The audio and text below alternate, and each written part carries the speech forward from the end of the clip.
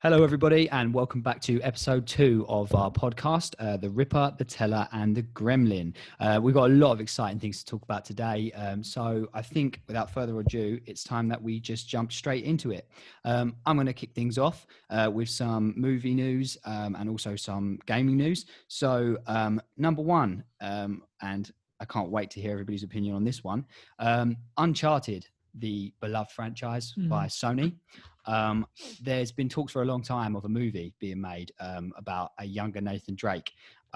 Recently, got a few stills, didn't we? A few photos, a few teasers. Yeah, we did. And now, as of last week, Tom Holland, beloved Spider-Man, posted on his Instagram with the like a map which said Nathan on it, or Nate actually it said, and the caption to the photograph was something along the lines of "First day of Uncharted," the movie, and that to me is very exciting. What do you guys think? I mean, it's an interesting one because I believe they said it's a movie that's been in development hell for quite a while. It's something that's been in and out of scripts, in and out of actors and different directors attached. Yeah. So it's been a bit of a journey. And you know, there's a famous video game movie curse. Yeah, there is. There can never be a good video game movie. Yeah, that's not a bad show. But it is one. Maybe this will break the curse. Maybe this will be the video game movie that becomes the big thing that everyone celebrates. Sure. So Uncharted is a pretty cinematic experience anyway, start to finish. You in Uncharted 3, I believe, or 4 maybe. I think it's 3. You do play a small segment as young Nathan Drake. I'm talking teenage Nathan Drake. Yeah, I think there's a section in 4 as well. Oh, is there? Oh, really? I think there's 2 I don't sections. Remember. I don't know. It has been a while, but all I would say is that I'm guessing this film is going to go slightly older than that, but between that and adult, because Tom Holland is probably I think Tom Holland could do a fantastic job as Nathan Drake. I think that's a really interesting cast. The only thing which I mentioned to you, Chris, and I don't know if you know this, Bradley. So everyone knows who Sully is, right? He's the cigar smoking, big moustache, like stereotypical, good old Hawaiian. Vic. Yeah, right. I looked at the cast list the other day, and I don't know if this is 100% confirmed, but I know he'd be younger if Nate was younger. But Mark Wahlberg is listed as Sully. Oh, and he's gonna do his best. Marky Wahlberg. Yeah. What do we think of that? I mean, I love Mark Wahlberg, but he's fantastic. I'm not he's sure got that a lot of range. Yeah, I mean, what are you talking let's just about? Hope. He's let's great. just He's hope great that at what he does. These are kept to to be confirmed as Sully, because I mean, I think there'd be loads of other people that would be better candidates. That's kind of just typical Hollywood, though, isn't it? They're going, right, we've got Tom Holland involved. We need another big name to anchor this film. Yeah. What about Mark Wahlberg? Mark, yeah. And then they're not really going to particularly care about the portrayal. They'll just give him a script and he'll go, yeah, I'll do that. Yeah, I'll beat some. I'll do that for a couple mil. I'll beat some people up. Take my shirt off a couple of times. I'll take my shirt off a couple of times throughout. Can I be topless in this scene? But Mark, that makes no sense. But that's just classic Hollywood. Well, I mean, I'm interested, and I'm interested to see the direction they take the film, just to see a younger Nate's experience, and we all love Holland. We do. Everyone loves Holland. So not everyone. That's not everyone, but the country. We do. The country does. Anyway, moving on from that, though, I mean, I'm excited to hear more, but for now, it's obviously the most we have on it. But moving on, another bit of TV/film news. So, Extraction, film on Netflix starring Chris Hemsworth. Great film. Good action romp. Brilliant action, yeah. And it's Have you seen it, Bradley? No, I have not. I was about to say that. When did it release? This year, I think. It was only like a couple months ago. 2 months ago. Ago. It was before lockdown, I think. Yeah, before lockdown. I haven't got around to it yet. Right, well, all I'll say... What's it like? Right, so... it's fantastic. So it's basically, he's basically he's a soldier, but soldier he's like, for fortune. But for fortune, yeah. And he basically gets tasked with rescuing high value like targets. Yeah, and he gets put on the case for a drug lord's son who has been kidnapped by a rival drug lord. They're like Indian drug lords. Yeah, and basically, it's there's not really much to expect from it in the sense of the story being really twisting or anything like that, but the way it is shot, the action, just it's brutal, it's gritty, phenomenal. and to see Thor play a character with so much violence and so much brute strength, it's awesome, isn't it? He has a few fantastic acting moments as well. Yeah, he does. Without any spoilers, there's a whole sort of bit of meaty subplot for him with his like own sort of family dramas. Yeah. And his acting in a few of the scenes, I was brilliant. Generally like, whoa, like, because you know you don't always get to shine a lot when you're playing like superheroes. Yeah, because it's obviously script. The way you're it's limited scripted. by script. Yeah, of course you are. A lot of But yeah, I mean, fantastic. But more to the point, it has just broken. Am I right, Chris? The record for the most watched film on Netflix. Yeah, is that right? It's something like 50 or 60 million watches. Yeah. 50 or 60 million watches, and then Bird Box is like 44 million, which obviously smashed it on release, didn't it? Yeah, I mean the thing that's so impressive for this movie for me as well is it's the guy who directed this. I think he's Sam Hargreaves, and he is actually a Hollywood stuntman. So he did the stunts for Captain America: Winter Soldier and loads of the Marvel movies. Yeah. And the people who actually passed him this information, because this is his first movie, were the Russo brothers, who I don't know if you know, Bradley, but they directed Infinity War. Some of the few directors that I do know. Yeah. Yeah, and it's his first film, and honestly, the action in it is just, and it's not even ridiculously over the top. No, it's just so well done. It's it's like John Wick on steroids. Is brilliant. Yeah, it is. Yeah, and I was going to say, isn't John Wick another film that was directed by a stuntman? Yes, they were the stuntmen from the Matrix movies. Yeah, so clearly. There's a trend thing here. There is. Yeah. I mean, but I said to Jack, I was like, this guy, you know, because he's actually working at the minute as the second unit director on The Mandalorian season 2. Because they brought him in. You know that Bradley hasn't seen The Mandalorian. Bradley, this is a common trend, isn't it? Yeah. Oh, Bradley hasn't watched it. TV movie. Bradley hasn't watched it. But but yeah, so he's working as the second unit director on The Mandalorian, and Jon Favreau said he brought him in to up the ante on the action. Awesome. That could be really cool. Yeah. But yeah, Bradley, check out Extraction, and Bradley, check out The Mandalorian. Anyway, so moving on to my last bit of news. So PS5, everyone's... The console wars. Yeah, the console wars. Everyone's excited. Everyone's kind of, you know, in the stage where they're starting to think about the decisions they're going to make and if it will ruin their lives and all this sort of thing. And will the promises be met and all that sort of thing. But strangely enough, somebody I know actually asked me the other day, did I know whether or not the PlayStation 5 was going to be backwards compatible for PlayStation 4 games?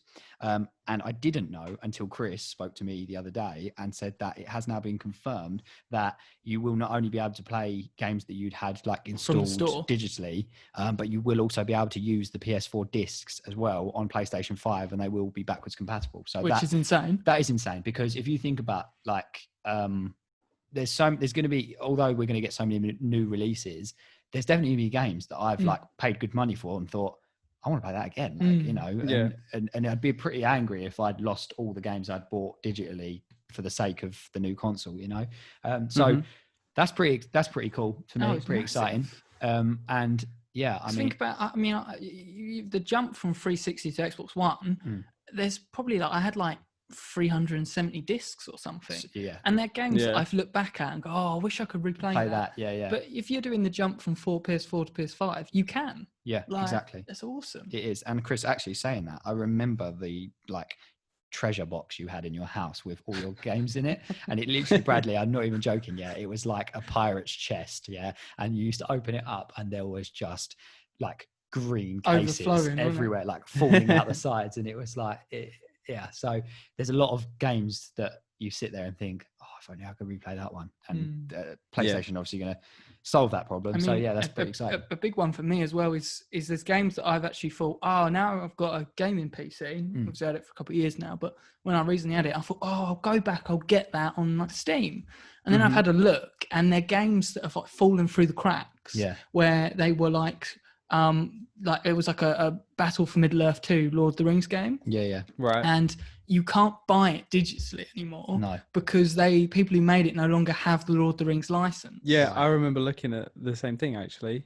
It's really frustrating, isn't it? You just want to play these old games like it. And but if you had the disc, so say that happens in the future and you've got it on PS4, you've got the disc, you can just bang it in there and start playing. You can still play it. Fuming. The games that I'd like to go back and replay. Anyway, I know we were briefly talking about Chris Hemsworth a minute ago. Now, obviously, the God.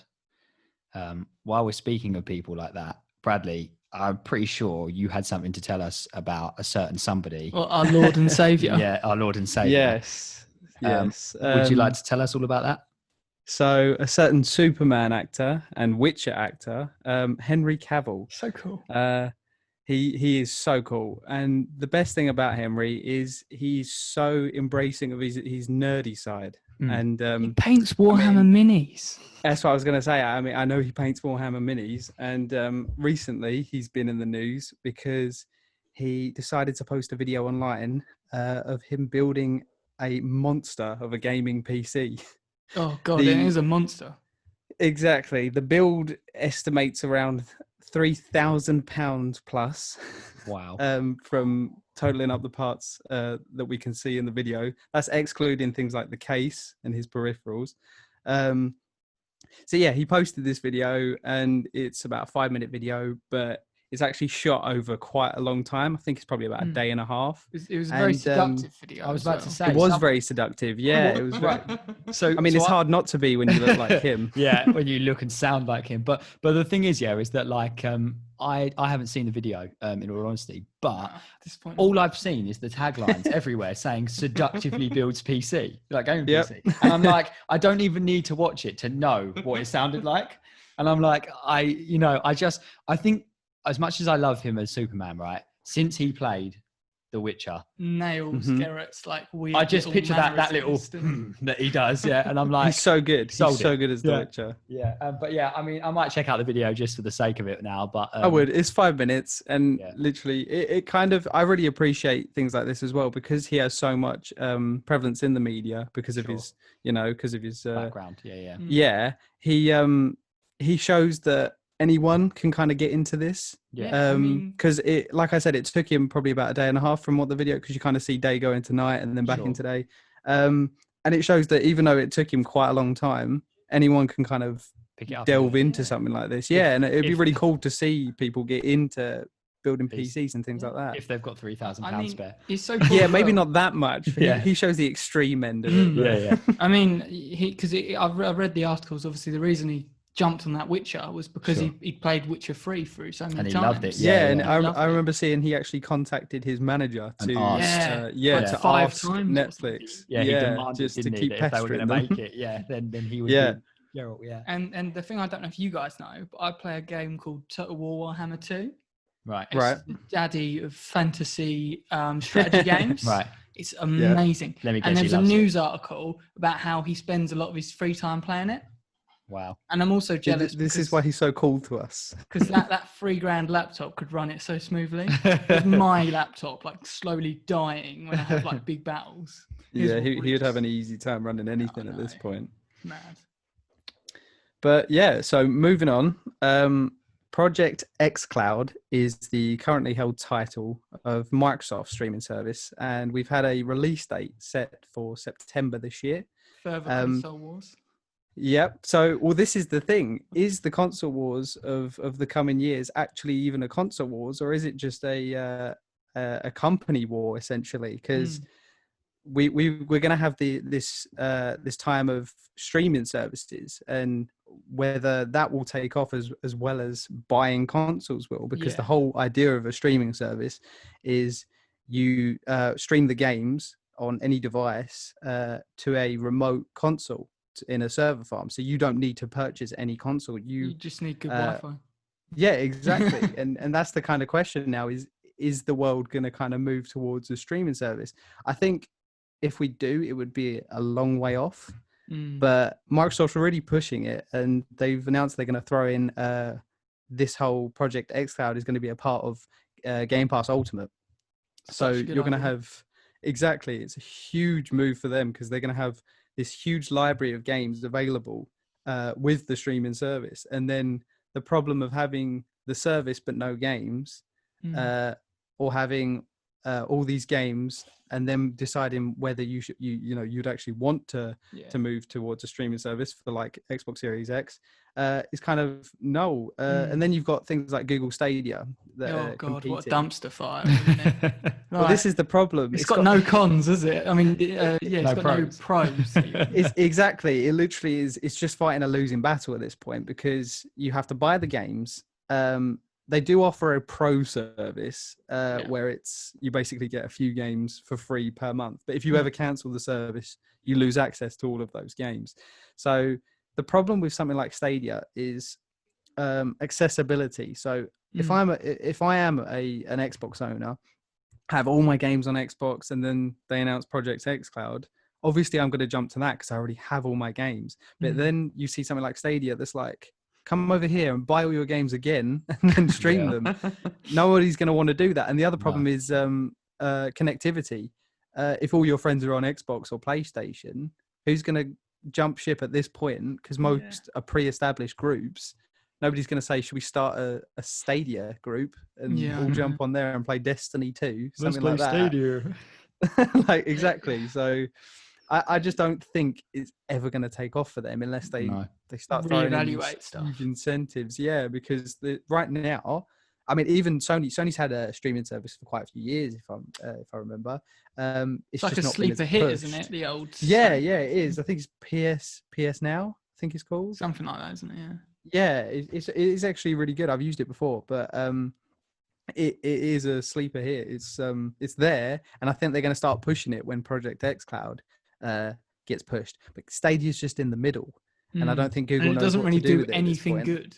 Exactly. It doesn't have any, like, as you said, any pros, and I don't really know where they could push to make it something that's viable because PC gamers are going to stay on PC because they found their place, and then Xbox and PS5 aren't going to suddenly jump ship and join Stadia for some reason. For no reason. Especially when you get streaming services on both consoles. Xbox and PlayStation. Exactly. So Project xCloud seems like currently it would for anybody looking at streaming for next gen would be the best option, especially if you're an Xbox owner.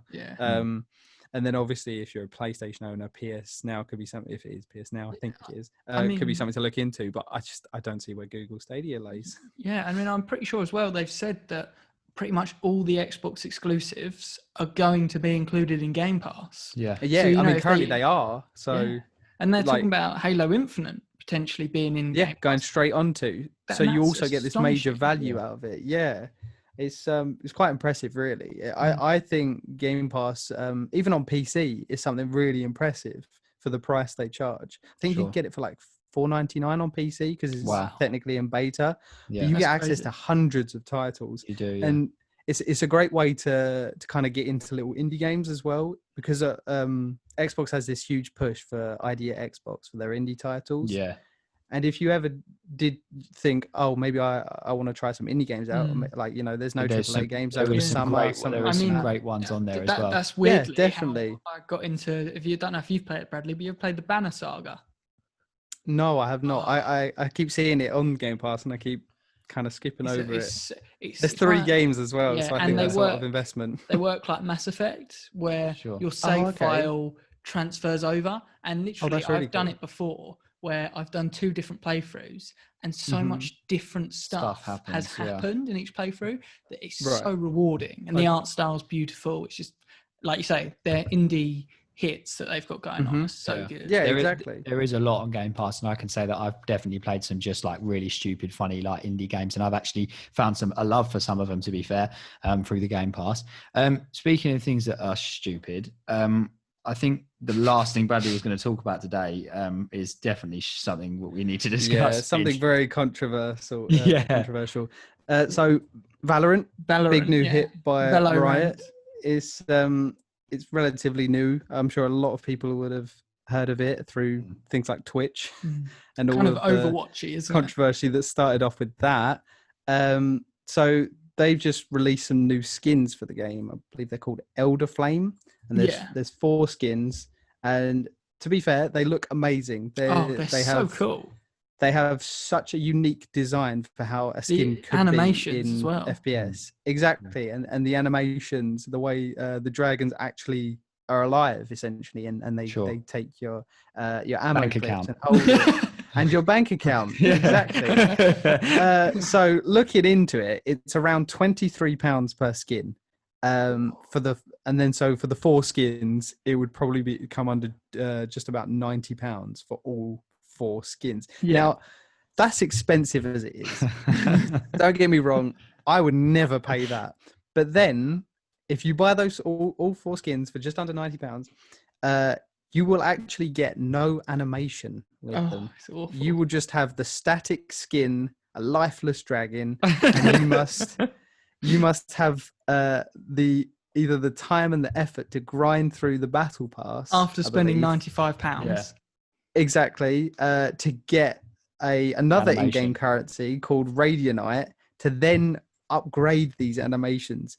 But if you're someone that doesn't have a lot of time and you won't be able to grind for this Radianite, and I'm pretty sure that you can't actually get all the required Radianite, if you were going to instantly buy all the animations as well, it would bring the total cost of all 4 skins and the animations to £230 roughly. And then after you've done all that, you then actually have to go and find the dragons in the real world, slay them, Probably. bring them back, Drink their blood. Yeah, drink their blood, sacrifice to Satan, and then you're on your way. So there's just a huge controversy around, obviously, the potential to spend £230 on 4 skins in game. Now, it is a free-to-play game. Yeah, exactly. That doesn't make it okay, point, though. Exactly. So this is a free-to-play game, and we're saying they need to make money. But what happens? Not that much. Exactly. That's my exact point. And what happens? A few weeks, a month, depending on their development cycle, when they release another new skin, are they then expecting people?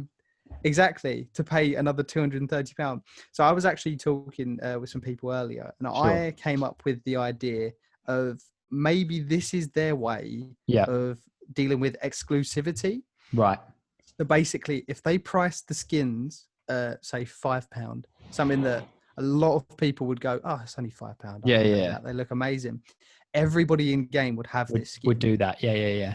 Exactly. So This I think limits. maybe. Yeah, so maybe it's not actually for them, because I see a lot of people seeing that price tag and just saying no. Yeah. Whereas if it was a low price tag, you'd have a lot of people just going, why not? Well, okay. Apparently it's sold quite well, though. Well, you know why, though? You say that about, obviously, I see what you're saying about cutting out everyone having the same skin, like when Fortnite releases a cheap skin that looks cool in the store and every single player on the map has it.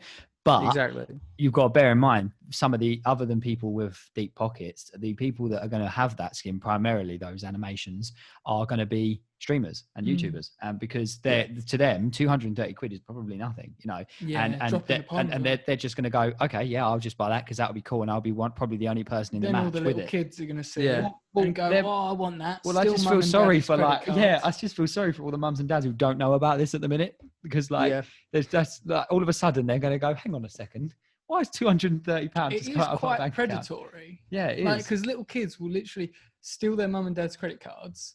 They'll watch Ninja or whatever, who's bought it or whatnot, and then they'll go, oh, I want that.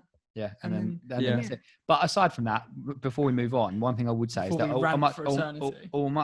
as much as that is awful for the price and everything, Valorant as itself, I don't know how much you guys played or if at all, but I actually really enjoy Valorant. Oh, really? I really enjoy it. I don't know if everyone does, or if you've even, I don't know what you've played a bit. Yeah, I went through a phase where I was kind of like really into it, and then I don't know, I kind of move on from those.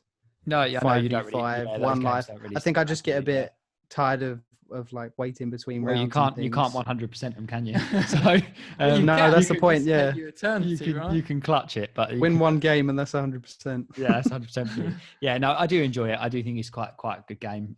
Obviously, it's not like something completely new, but I quite like it. And but it's a cool spin on it, though. It is, especially. They've taken Overwatch but tried their own thing, right? Basically, that's what it looks like. Yeah, sure. The last thing I'd say though, before we move on, is that I found out about a game today, which I had no idea existed until today, and it just so happened I just stumbled upon it. There's a game, I don't know if it's out now or if it's in beta phase, but I saw a YouTuber playing it, called Rogue Company, right? Okay. So hear me out. it's a 5v5 game, just like Valorant, and everyone's saying it's taken from Valorant, like the way it looks and stuff. But it's a third-person shooter with different rogue agents who have different abilities, different skills, a buy phase, and things like that. So it's just one life, same thing really, planting a bomb, defusing a bomb, that sort of thing. It's not really any different, but in third person, which I watched a little bit of gameplay, and I was like, that's quite cool, like, because it's not really done with those sort of games. Obviously, you've got Counter-Strike and Valorant and stuff.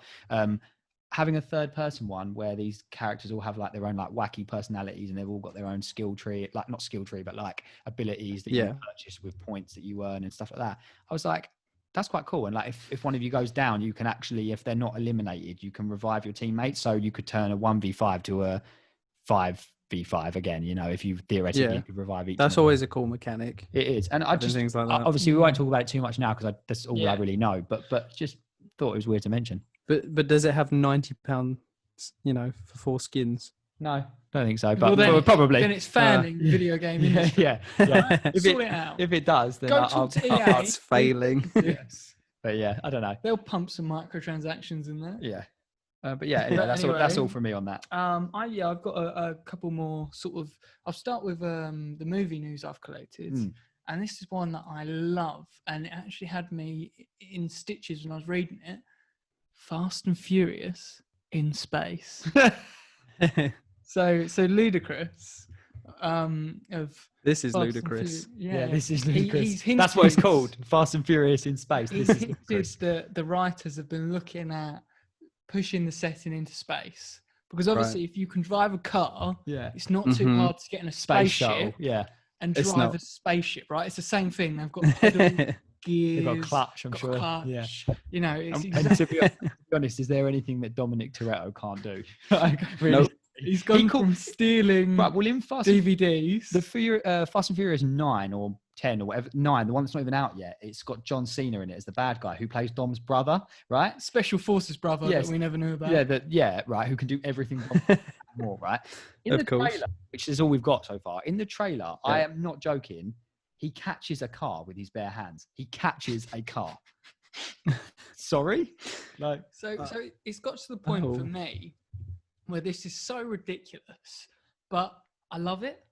You can't help it. It's so stupid. Yeah, it's stupid. It's so ridiculous. And if you watch it and you turn your brain on, you're gonna hate every second. But if you turn your brain off, you become a little potato and you just watch what's going on the screen. You'll probably have a great time. You probably have a great time. I'm so excited for him to go to space. Yeah, because of how ludicrous it is. Yeah, it is. Yeah, I agree. I would watch that film just to sit there in marvel at it, like literally. We might get a lot of hate for this, but I generally just like how ridiculous they are. I just imagine all the crazy. Have you watched any of the recent ones, Bradley, when they've gone off yeah, I've seen some of the more recent ones. I'm not sure which one. I think I've seen the one where Dom is not a good guy. Where he fights a submarine. Yes, I know which one that is. Yeah, no, I remember that one. I would say one thing though before, because obviously there's not a lot to talk about with that one, but I would say one thing. The most recent release of Fast and Furious franchise, which was the spin-off Hobbs and Shaw. Oh, I haven't seen it. I actually did enjoy that. Don't get me wrong, there's some bits in there that are as ludicrous as the other ones are, but as a separate film in the Fast and Furious universe, I mean, Jason Statham, Dwayne Johnson, and Idris Elba is the bad guy. It's actually pretty good, and it's more of an action film, and obviously Fast and Furious has gone so far from where it used to be, because it used to spy. Yeah, because it used to be. Well, Idris Elba's bad guy in this. He's got like he's got an exoskeleton, and he basically makes a joke about that. But yeah, he's got like enhancement, so he's basically superhuman. Right. So it kind of makes some of the stuff that happens in the film a bit more like a little bit more believable, because he's not supposed to just be a guy. But it's a good cast, and it's actually a pretty decent film, to be fair, as well. But away from Fast and Furious in space. Getting back on topic. Yeah, I've got one more bit of movie news, which is something that's really actually interested me. Have you guys heard anything about The Devil All the Time? It's the name of the film. I've heard only the briefest information about this film that's coming out, and the cast briefly. Yeah, so it's a really bizarre one. It's not a film that I go out of my way to watch, but because it's coming out on Netflix, so I pay for it already, I'm more than happy to give it a go. But it sounds really weird because it's a Psychological thriller. Physiological. Anyway, it affects your body. I got your back. It makes you just say your things whole wrong. mind just goes in the Makes bin. you tremble. And Number A. It follows an ensemble cast, and it says of bizarre and compelling characters from the time span of the end of World War II through to the 1960s. And some of the cast members, you've got Tom Holland, Sebastian Stan, Robert Pattinson, Bill Skarsgård from It, the guy who literally plays the It, clown.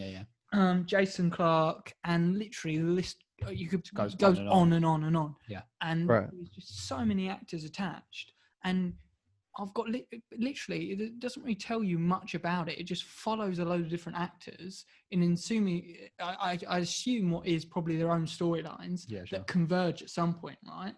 But I just find the idea, because it's got great cast, it's got a really interesting premise from World War II to the 60s.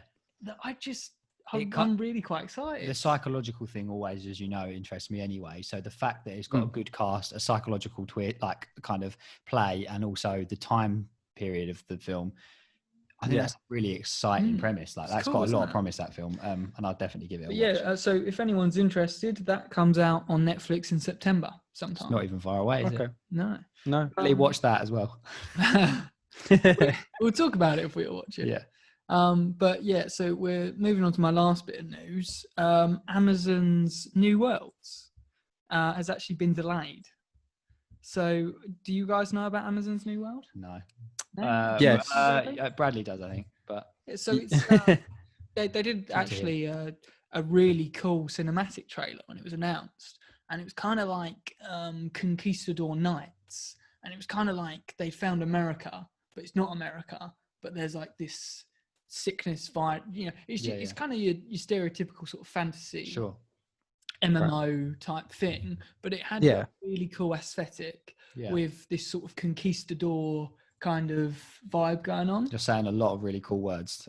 Conquistadors, the guys who killed all the Aztecs. Yeah, I just like all the words you're saying at the minute. They're all great. Say conquistador one more time. I mean, it's been delayed, and it was a game that I thought was quite interesting because I quite like MMOs. You are meant to take over like parts of the island and build castles and build it up with your mates.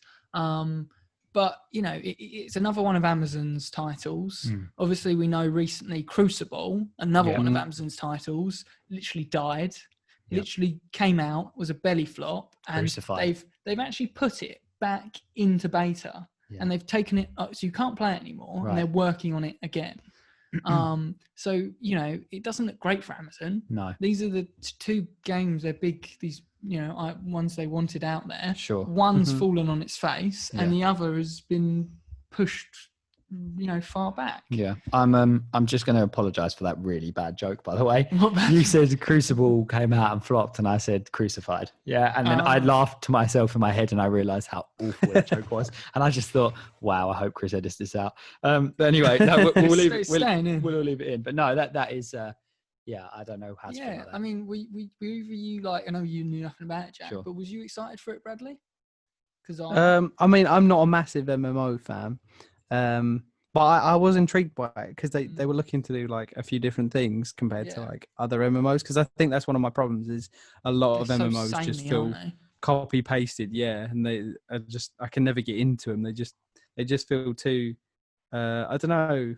It doesn't feel like you actually do anything. You're just kind of like mind-numbingly following quest to quest. It literally could say anything, and you just do it, and you get the XP and you get the loot. And I don't know, but they look like they were adding a few cool gameplay mechanics. But I don't know. I think it's bad. I think delays are always good though. Yeah, because it means that they're willing to invest in it, and they're just taking time to figure out what works for it. It will be a better game for the delay, but for Amazon, like for the fact they wanted Crucible and they wanted this out, and then their new sort of publishers that they're trying to get. Well, I mean, let's be honest, Amazon aren't gonna struggle from these two failings. They're not. No. But I think gamers like reputation means a lot in the gaming world. I think. I think a lot of which is why I think they're doing this. You know, putting the Crucible back into beta. You know, saying we're going to work on this. We know this isn't great right now, and then delaying this. I think these are the right choice. I think they're doing everything right so far. I mean, like you say, delays are always good unless it's for Cyberpunk, because as we discussed last week, those delays are just starting to get on everyone's nerves. Yeah. Anyway, become like a Half-Life meme. So I have quickly. Just before we go on to our solo reviews, I have two things to say, and I'm going to do the quick one first, or the quicker one first. So something interesting following on from episode 1, actually. Bradley, you'd like to hear this. I actually picked up your review, and I started playing Neir Automata, or however you say it. However you say it. Neir Automata. How do you say it? I think it's Neir Automata. I'm very glad. Right, so I've started playing it. Yes, Neir Automata. I have played... Okay. Possibly, I would say I've played 2 hours, maybe. Maybe I haven't played a lot, but I've played. Can you tell it's a Japanese game? Okay, I mean, that's it's good. Japanese from the very first second, which is not bad. That it starts. It's very Japanese, but do you know what? I understand your review so much more after starting it. I understand exactly what you mean about genre. It doesn't fit one. Because it changes it's so much. Strange, isn't it? Yeah. But I'll be completely honest, it's not my sort of game, in the sense of I can't sit and read the dialogue script between mission chatting and things like that. And I think because I'm overly interested in what's not because I don't really know what to expect and what's going on, I find myself just kind of skipping through the dialogue and kind of just figuring out what I'm doing on the way. One of those. Yeah, I don't usually, but in this, just because I don't really know where. Yeah, he's one of those. No, but anyway, but what I would say is that I find the gameplay itself really satisfying. They do such good jobs with their hack and slash. Because it's the hack and slash. It is so it's almost mind numbing that it's just like you just hack and slash away through, and you follow a map, and you're like, I don't even know what's happening in the story, and I'm like, this is pretty fun. And if I was sitting there and I really didn't know what to play, I would put it on as just I can probably just wing my way through this. Go and slap a few things. Go slap a few things with a sword and stuff. But anyway, I am actually really enjoying it. And I just thought, I wouldn't say it's the most enticing thing, but I thought I'd give it a go. And you'd recommend it to listeners? Yeah, I'd recommend everyone just at least give it a go, because even if it's not your thing at all, I mean, that sort of game would never have appealed to me if Bradley hadn't spoken about it. But it actually did. While we're talking about swords, and please cut me off. He's going to drown on for hours. Recent release, Ghost of Tsushima. I bought the deluxe edition pre-order. This is a brief impressions. Brief, very brief impression. Right, we'll get a full review eventually. A full review eventually. Anyway, one day. I have probably played 10 hours so far. I have only done the first few story missions, and the rest of my time has been spent exploring the map, doing side missions, and collecting collectibles and unlocking all the little secrets and things and that. And I still haven't even done, I would say, a third of the map, maybe. It's probably, the map is a lot bigger than I thought it was going to be. But game itself, a lot of hype for it. Brilliant. Gameplay mechanics, brilliant. Graphics, beautiful, stunning. It's the way I would try and summarize the game. It takes all the best things from games like the old Assassin's Creed, mixed with the Lord of the Rings, like Shadow of War, Shadow of Mordor, mixed with that, and slight kind of reference to, although the fighting system isn't like it, the stance system is a bit like For Honor. Yeah, a little bit like For Honor. And obviously Samurai is one of my favorite themes and settings ever. So it did appeal to me a lot more. But the game is just a masterpiece. Like, it is beautiful. And I was saying to Chris earlier, the combat never feels boring. Like, it just feels so cinematic. There's pretty much no HUD. Like, there's nothing on your screen most of the gameplay. So you feel like you're in like a samurai movie, and that's kind of the thing I love games like that. I always try and remove it's HUD.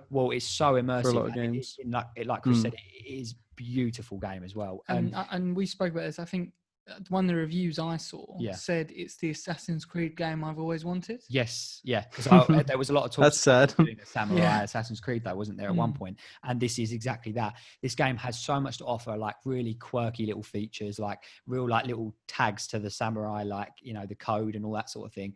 I really, even though I've done a limited amount, side missions for I've said to you, Bradley, it's the first game I've played that makes me want to be a completionist. It makes me want to do everything because the side missions aren't boring. They're not repetitive. They don't feel like a copy of another. They've all got their own little storylines. Like each side mission has its own little character's story that develops over the side missions. And the overall story is so compelling as well. It's like, so it's the Mongol invasion, but with a bit of a twist. The samurais lose, they get overthrown. And it's kind of about how your character struggles with the breaking of his code. So he's been taught this code of honor, this samurai way.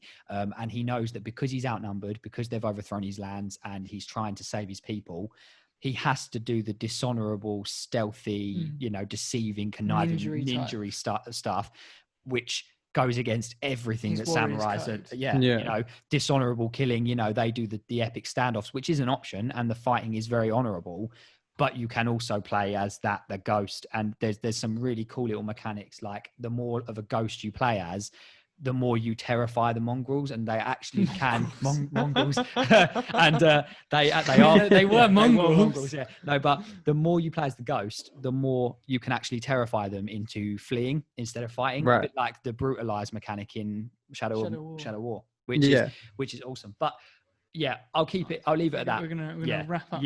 Final thoughts. Yeah, final thoughts. Incredible game. Anyone who can play it, go and get it. And you will not be disappointed. That's where I'll leave it for now. But yeah, so moving on to actual reviews. Bradley, you have got an interesting game to talk about today. Yeah, a bit of a different one. Again, not super recent. I believe it was 2017 again.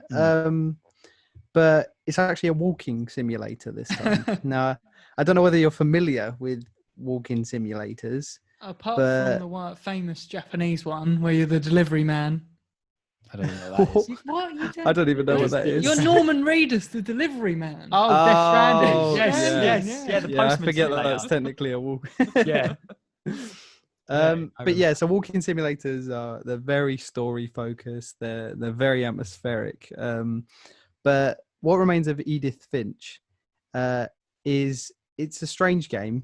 It's set all in one huge house, essentially. It's but it's a house that has been added to over time in a way. Right. You can tell that at the top of the house they've kind of as their family have grown, they've added more like floors and layers.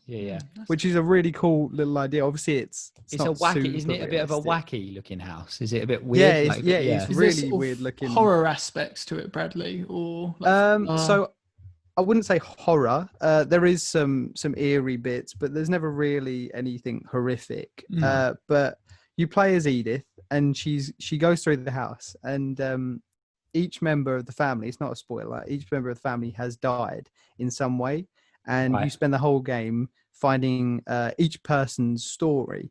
And to be honest, it's a really cool little concept, because the way the family have worked is, like I said, they've been adding to this house as their family have grown. And the reason they've needed to do that is because every time a family member dies, they seal their rooms off. Okay. So they preserve their room perfectly from when they were alive, which I thought was a really kind of weird but cute concept to kind of preserve someone's memory like that. Yeah, sure. Yeah, preserve how they were, yeah. Exactly. But it does also feel quite invasive when you're playing as Edith and you're going into these rooms, even though they were meant to be sealed off, and you're kind of looking around.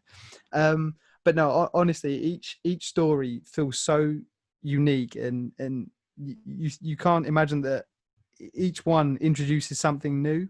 Right. So one of them has a comic book style. So you read a comic book, cool. And it basically tells the story through a comic book.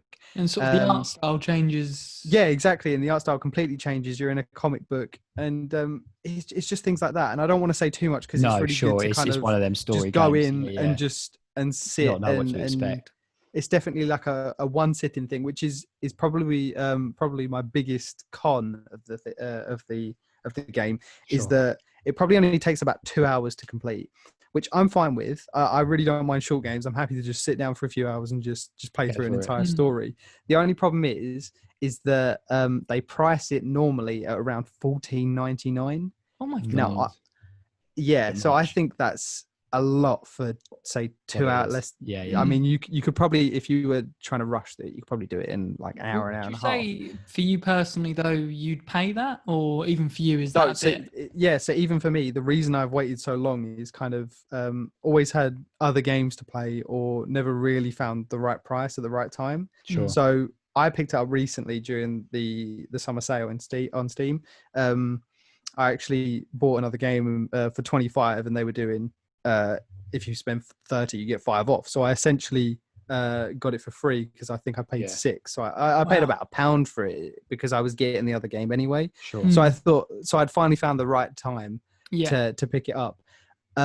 If it wasn't priced at that, I would go and recommend it to everyone. Because it's such a good little story to get involved into, and you kind of, I don't know, you come away from it feeling kind of like you've learned so much about this family, and it feels real because of how much you've learned about each individual member, and the way they do it in that way of learning member by member. It's such a nice little kind of way of storytelling. I think so. You recommend sort of, it's a great game, but maybe wait for a sale. Wait for it to be available at a cheaper price. Yeah, I just think no matter what, I think a few hours for £15 is quite steep.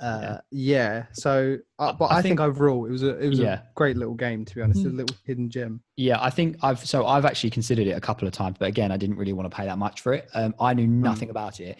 I thought it looked like it had a bit of an eerie, like, which obviously is what attracted me in the instance, and all I wanted to know was what remains of Edith Finch. Like, that was like, I was like, oh, I like the title, and I'm like, I want to know what this is about. But by the sounds of it as well, the way you described it does sound very interesting. It's just like a game I'd like, but from what I've just heard, Chris, it sounds like a game for you. It's a teller story. Like, definitely, I would definitely. I think, Chris, you'd love these kind of little stories, and learning about each person. I'd probably wait, like you say, I'll wait for a sale, but I'll put it on my wish list on Steam. Yeah, definitely, because that's what I'd recommend. Is just coming. It's been out for 3 years already, I think. So it's and it's not a game that needs to be rushed. I don't think you're going to accidentally spoil some of the things. But that's the thing, is even if you spoiled one of the stories, you've got so many more to delve into, and you learn more and more, because the whole premise is that the people are dying due to a curse. Right. And so you kind of find out, like, is it a curse? It's like a mystery. What's happening? Yeah, sure. So it's delve into the why and the how. Yeah, and to be honest, if you do play it, you'll probably come away still asking a few questions. But I kind of like. Sometimes I like that. Yeah, I mean, as long as I'm not tearing my hair out about it and exactly sending death threats to the writers, asking them why they did that to me. Otherwise, I don't mind. So as long as there's no golf clubs involved. Yeah, as long as basically. But yeah, I mean, that does sound interesting. I think I would like to probably give that a go at some point or another. I don't even know. You've got a film review. I've got a film review. Yeah, very different. Which is standing out for me, as it's usually Chris's niche for film reviews and things like that. But Bradley, I'm not even going to ask you if you've seen it, because I know you haven't. But Netflix I've seen the trailer for it when I scroll past it. The little preview. You even watched the little scroll. No sound on. No, so The Old Guard, Netflix movie, Netflix original, just released in the last sort of week or two, I think. And I put it in my watch list before it came out, and I watched it, I think, a couple of days after it did come out. The film is the storyline is not really overly complicated. But cool, to be fair. They are mercenaries, basically. They have been around for decades, the same group. They died at some point in history. And when they died, they came back to life. And they're now immortal. Highlander type thing. So they're immortal, yeah. And what happens is that they've been, throughout the centuries, they've been these like private assassins that have been doing the dirty work behind the scenes, basically, and keeping things in order. The the way it kind of works is like they can die again.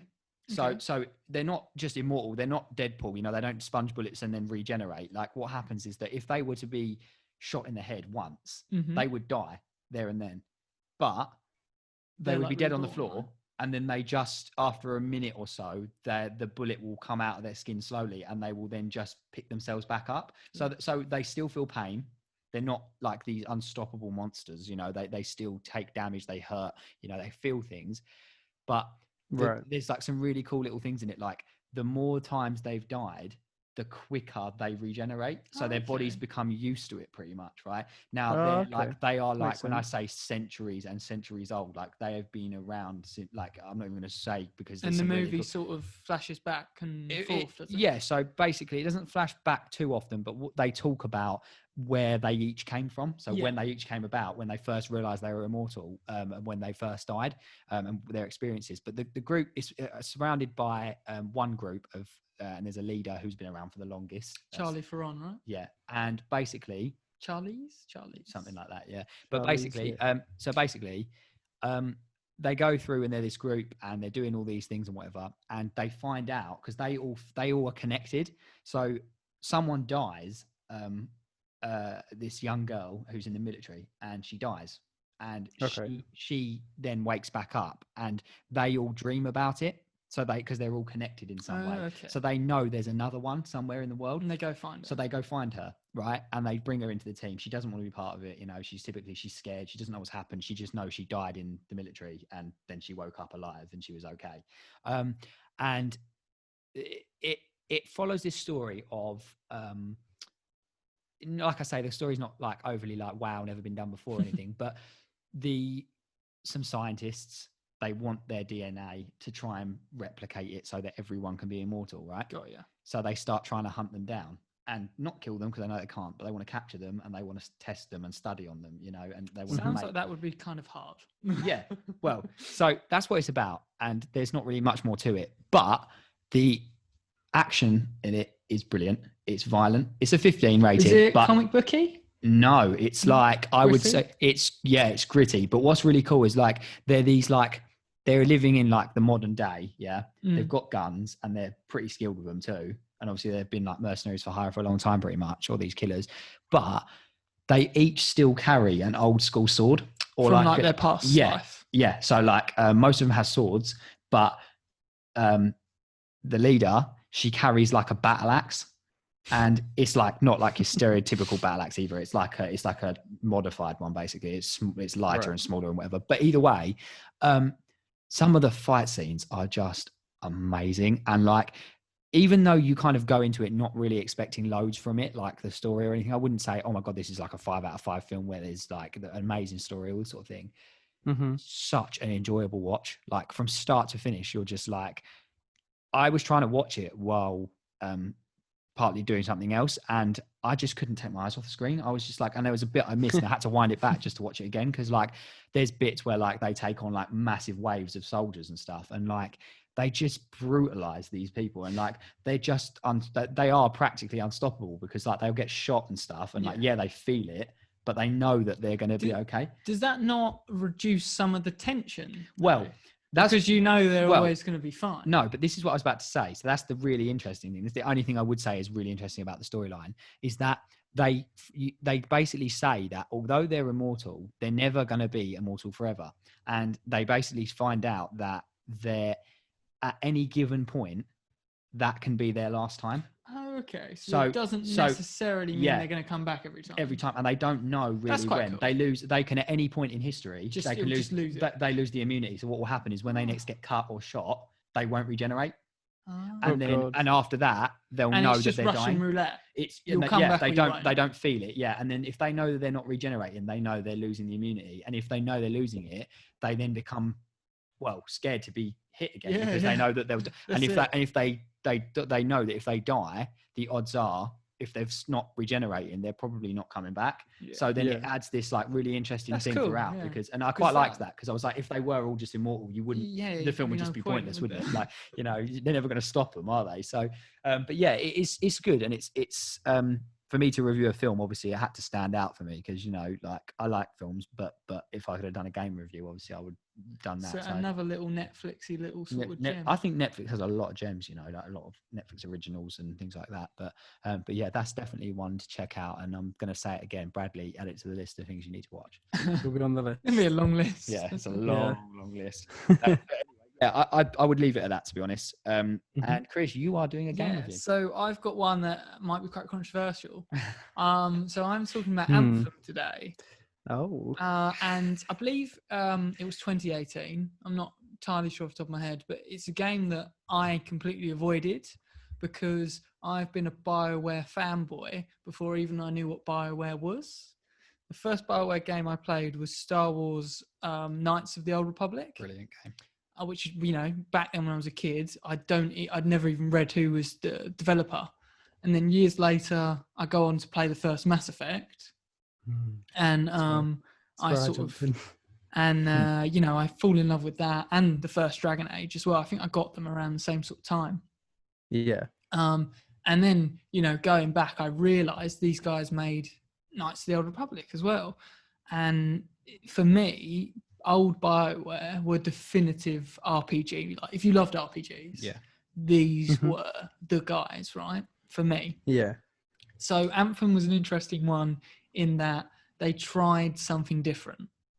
They went away from there's RPG elements in there, but they went away from their roots and went sort of down the looter shooter sort of Destiny angle.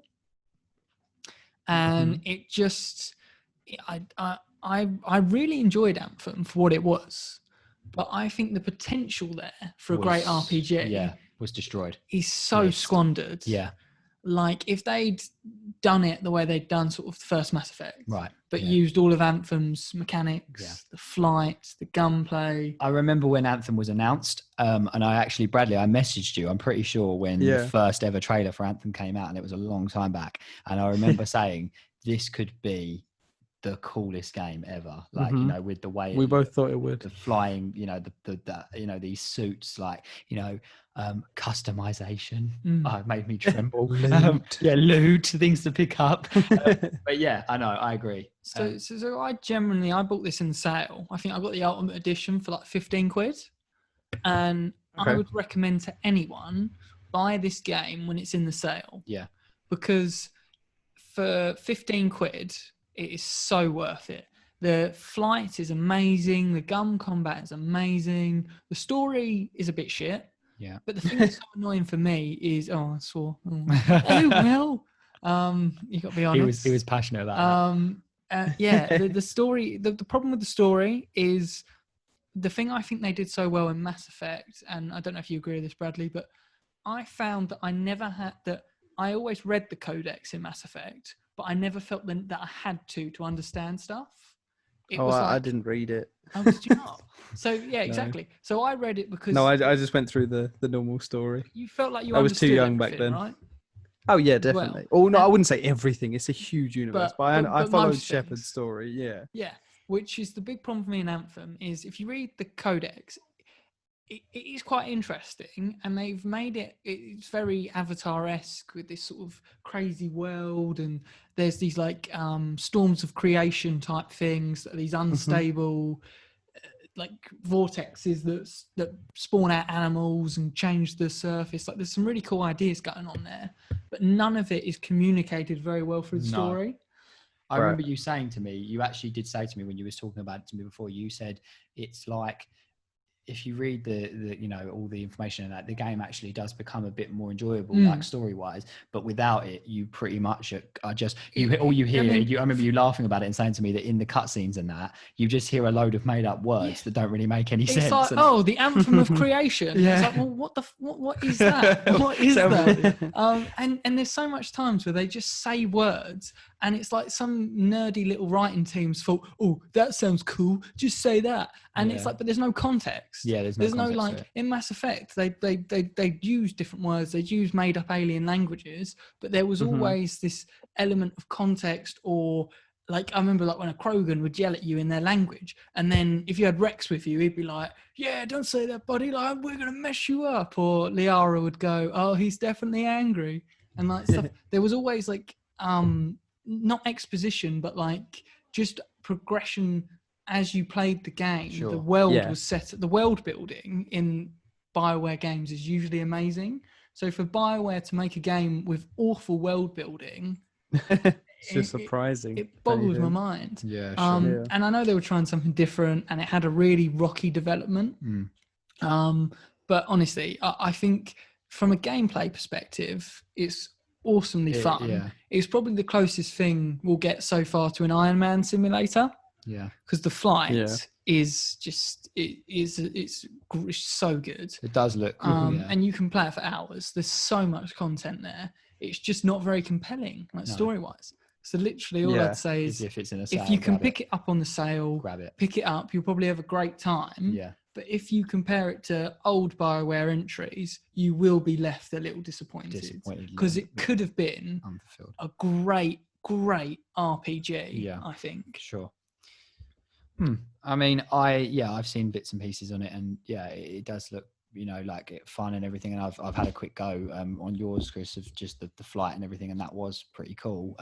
But yeah, I mean, I've never really been all that Mass Effect, and BioWare has never really been a major one for me. But that's just not sort of my style. Sacrilege. But I can appreciate how good Mass Effect is, though. No, but like Mass Effect 3 and things like that, and like I've seen enough and watched enough and actually been here and seen you play enough of Mass Effect to know how good those games are.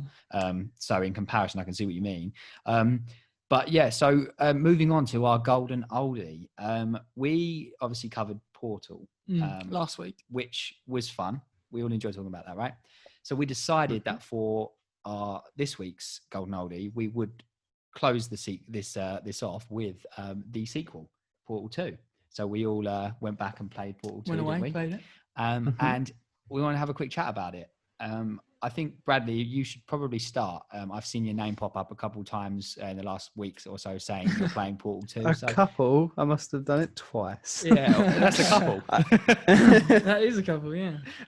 True. But go on. Tell us what you thought first. So I played it start to finish again. Probably like the fourth time or so. I've played Portal 2 and a lot more than Portal 1. But the thing is, than you, yeah. It's a much bigger game as well than Portal 1. So like it's a lot easier to... The visual sort of upgrade was the first thing that hit me. Yeah. Definitely. But yeah, it's much bigger, and it's the reason I think I keep going back to that one is not only do I think it's a way better game overall, it's also easier to forget all the puzzles because it is such a bigger game. But I think Portal 2 was the perfect evolution for Portal. It added so many new unique mechanics that I can't say I've seen in many other games. No. From all the gels to the like beam of lights, the one the little like hard light. Yeah. It just gets you thinking in so many more ways. Or makes the you original hit your head on the desk. In so many. Yeah, exactly. But I think as well the star of the show, or the stars, I know what you're gonna say, is Stephen Merchant as Wheatley. Yeah. Oh, he's so good. He is fantastic. He brings so much whoever came up with that to that little ball. I was going to say, whoever decided to put him in charge of that ball, that was best move bravo. Ever. Yeah, bravo.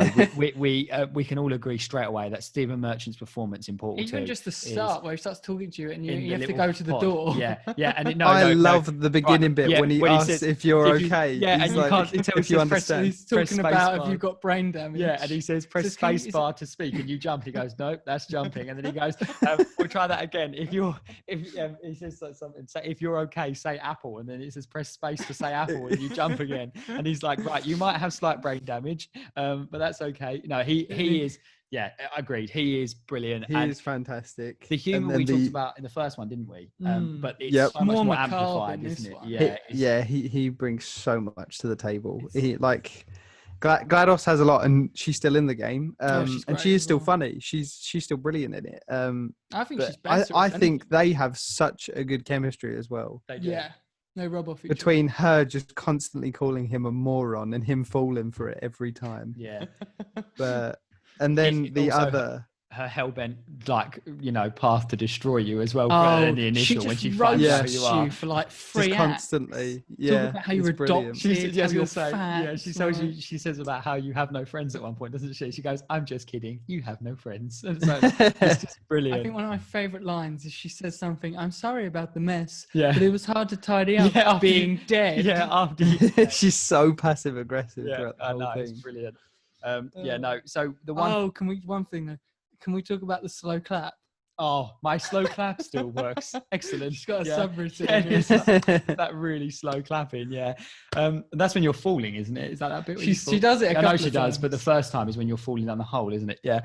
But anyway, so the one thing me and Chris were talking about Portal just before this, actually, Bradley, and one thing we wanted to see if you would say the same. Would you agree that Portal 2 though is definitely a lot more perplexing on your mind? Like it's definitely the puzzles, especially later on, become actually a bit challenging, don't they? Like, it's not like the first one where it's because of the amount of things that you have to take into account. Before it was you have two portals, and that's maybe a cube for a button or something. I think they had the laser with the balls. But apart from that, the gel. There's so many more things to take into account in 2. There is, but I love it. I think, I don't know, and it challenges me. The first one, I didn't really you stop. could blitz through. I could play it again and blitz through it. But Portal 2. Whereas 2, I would play again now, and I'd probably still have to think. Points where I'd have to think.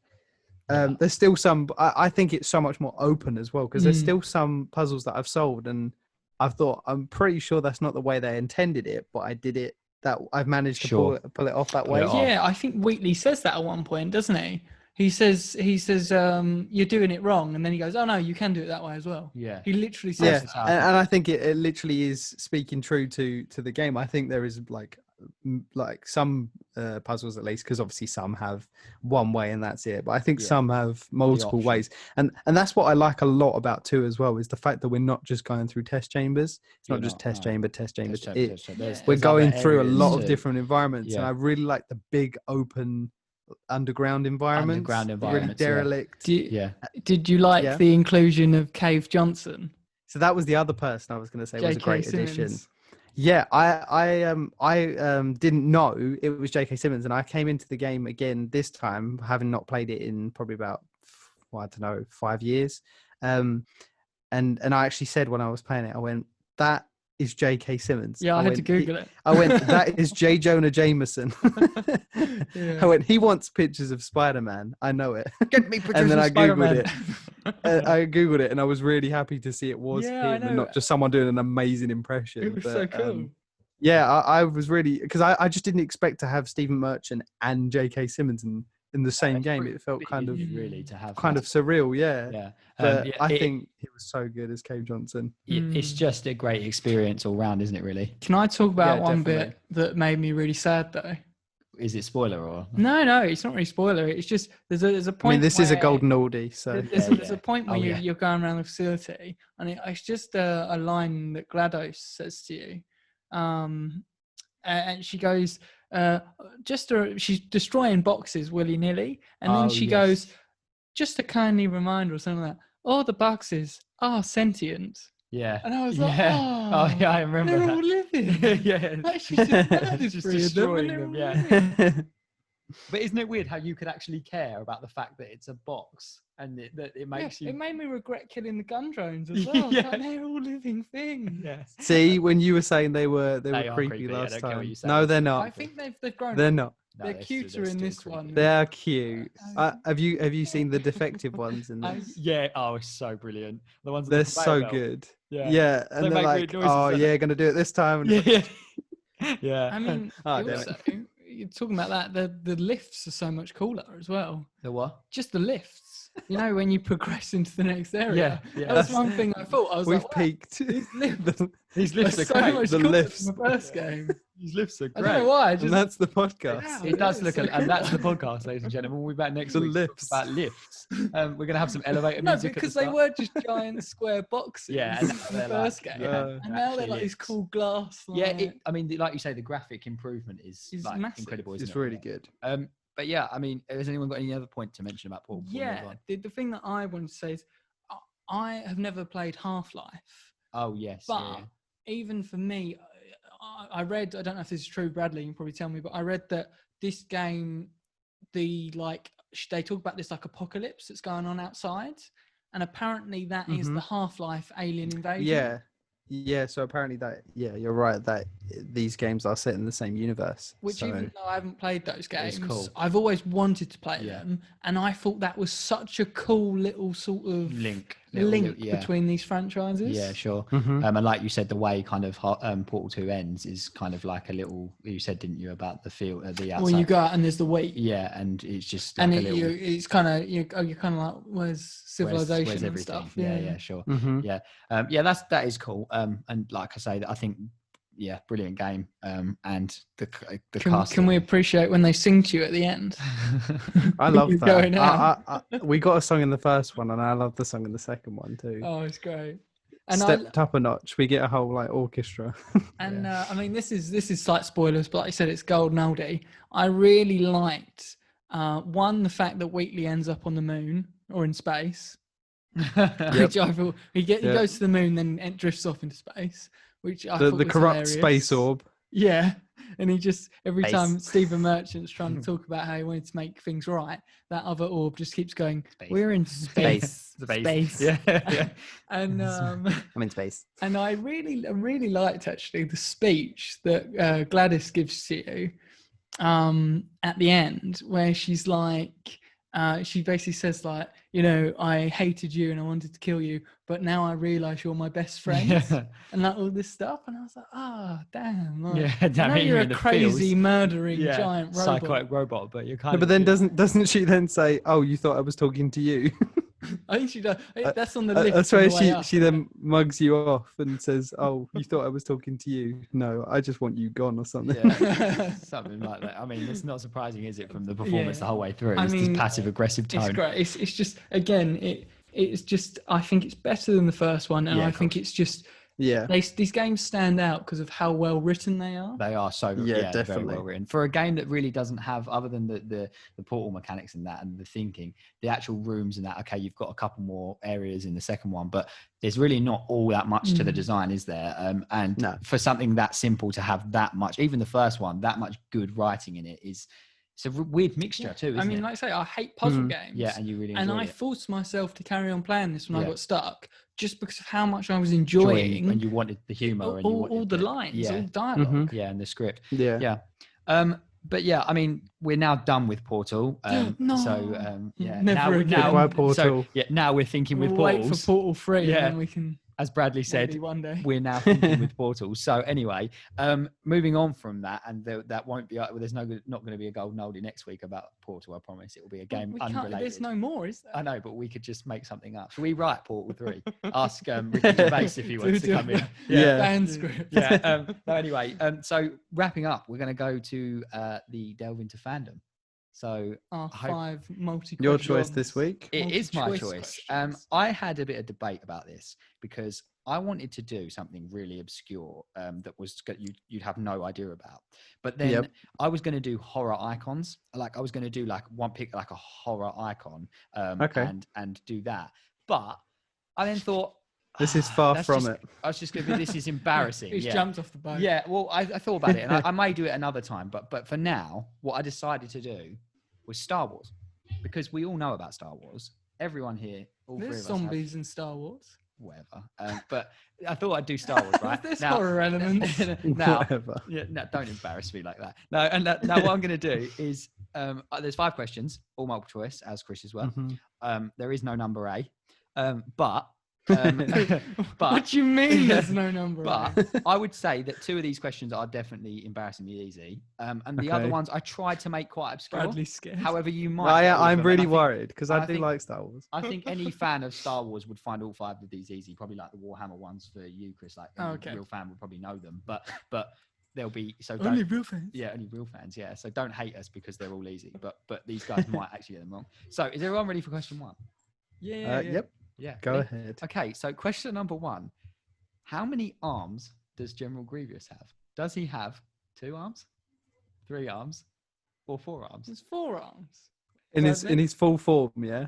Yeah, like when he's reached Like his max Jedi- capacity. knowing he's been trained in your Jedi tricks by Count Dooku mode. Yeah, which is ridiculous because how would he have taught those? yeah, because he doesn't have 4 arms. it's so He's like, right, now do that spinny thing you do with your forearms. Yeah. Now that you've just broken that logic. General because- Grievous just yeah. gets robot arms on him. He's Yeah, like, like- I've got to train you with these. Yeah, but like that's a really good point because how did he learn to do that? Because there's It's no the fact way. that he starts with that sentiment. He's like, oh, don't worry, Count I've been Dooku trained me. but And your then he Jedi proceeds to 4 break arms. his and spin his lightsabers really fast. But it looks cool, right? Yeah, it does look cool. Yeah, we do like that It scene. does. It does. Yeah, So yeah, I'm gonna hello go there. with 4 General arms. As well. Kenobi.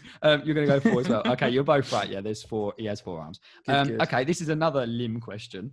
How many legs does an AT-ST walker have? 2, 3, or 4? 2.